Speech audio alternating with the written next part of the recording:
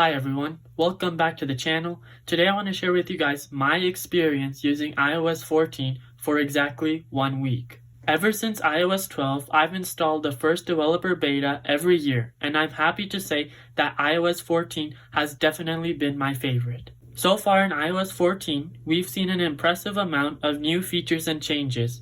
These include changes to the home screen, such as widgets and the app library, and also a new call UI that no longer takes up the entire screen.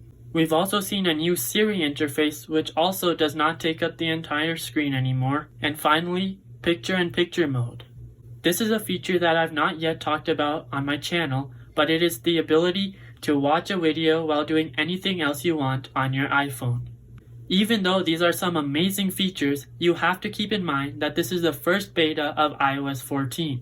That means that there definitely will be some bugs, not every feature will work correctly, and there is a possibility of your phone essentially getting bricked. What I mean by this is sometimes after you install, your phone will not turn on. Some of the possibilities are that you could get this message, which would require you to use your computer and iTunes to restore your device.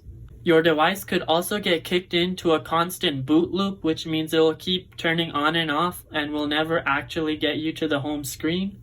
Or your device could never even make it to the Apple logo. If any of these three things happen to your device, you may have to take it to Apple and have them fix it for you. Even though it is rare, it is still possible for your device to get bricked after installing iOS 14. Keeping in mind all of these things, my recommendation to you is that you should wait until the public beta comes out in the middle of July. This is because the public beta will be much more stable and the chances of any of these things happening are very, very low. However, if you do want to get iOS 14 right now, I would recommend that you install it on a secondary device and not the device that you use every day. Tell me in the comment section down below if you want me to make a video telling you how to install iOS 14 on your device for free. If you like this video, hit the like button and subscribe to see more iOS content. Thank you for watching. I'll see you all next time.